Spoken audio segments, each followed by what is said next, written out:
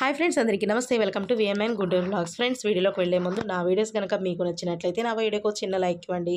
కొత్త వాళ్ళు చూస్తుంటే సబ్స్క్రైబ్ చేయండి, షేర్ చేయండి, కామెంట్ చేయండి. ఓకేనా ఫ్రెండ్స్, ఈరోజు రెసిపీ ఏంటంటే కనుక ఈవినింగ్ టీ టైం స్నాక్ అండి. సూపర్ అంటే సూపర్ ఉంటుంది, టేస్ట్ చాలా బాగుంటుంది. తప్పకుండా ట్రై చేయండి.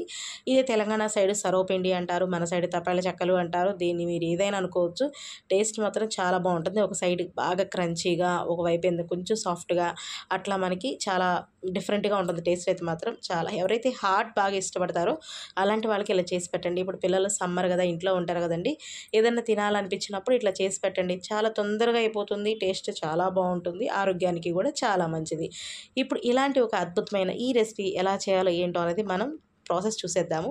చాలా సింపుల్ అండి, ఏం లేదు. దీంట్లో నేను సాయి పెసరపప్పు కొంచెం పావుగంట ముందు నానబెట్టుకున్న అది, అలాగే ఉల్లిపాయలు, జీలకర్ర, పచ్చిమిర్చి, కొంచెం కరివేపాకు సన్నగా తరిగి పెట్టుకున్నాను. కొత్తిమీర కూడా యాడ్ చేసుకోవచ్చు. ఇలా మొత్తం వేసేసిన తర్వాత మిక్స్ చేసుకోండి. మీరు ఇంకా ఇందులో నువ్వులు యాడ్ చేసుకోవచ్చు, పల్లీలు యాడ్ చేసుకోవచ్చు. అందులో ఏంటంటే నేను కొంచెం సరిపడా మన బియ్య పిండి, అంటే మనం తీసుకున్న ఉల్లిపాయలు ఇవన్నీ తగ్గట్టుగా కొంచెం బియ్య పిండి తీసుకొని దాంట్లో ఉప్పు, కారం, పసుపు అన్నీ వేసేసి తగినంత వాటర్ పోసుకొని చెక్కల పిండి మీద కొంచెం లూజ్ గుండెతోటి చేసుకొని ఇలా ఒక బాండీకి కొంచెం ఆయిల్ బాగా అప్లై చేసి దాని మీద మనం ఏదైతే తయారు చేసుకున్న అది పిండి ముద్ద అనేది కొంచెం పెట్టి ఇట్లా మొత్తం కూడా ఈవెన్గా స్ప్రెడ్ చేసేసేయండి. తర్వాత వీటికి మధ్యలో చిన్న చిన్న హోల్స్ లాగా ఇట్లా చేసుకుని ఈ హోల్స్లో మనం ఏం చేయాలంటే ఆయిల్ అనేది ఫిల్ చేసుకోవాలి.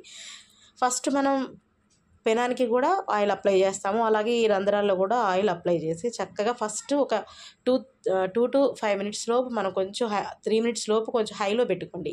కొంచెం బాగా ఇది పెనం హీట్ ఎక్కింది అనుకున్నప్పుడు అప్పుడు మళ్ళీ మీరు మంట అనేది కొంచెం తగ్గించేసి పైనుంచి ఏదైనా మూత అనేది క్లోజ్ చేసి ఇదిగోండి కొంచెం ఇట్లా లైట్గా డ్రైగా అవుతుంది అన్నప్పుడు కొంచెం మూత పెట్టేసేయండి. మూత పెట్టేసి కొంచెం సేపు మగ్గనివ్వండి.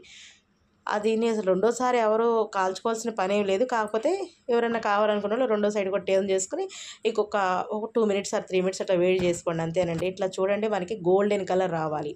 ఇలా వస్తే మనకి పర్ఫెక్ట్గా ఇది కుక్ అయినట్టండి. చక్కగా ఇట్లా వచ్చినప్పుడు ఇంకా మనం తీసేసుకోవడమే.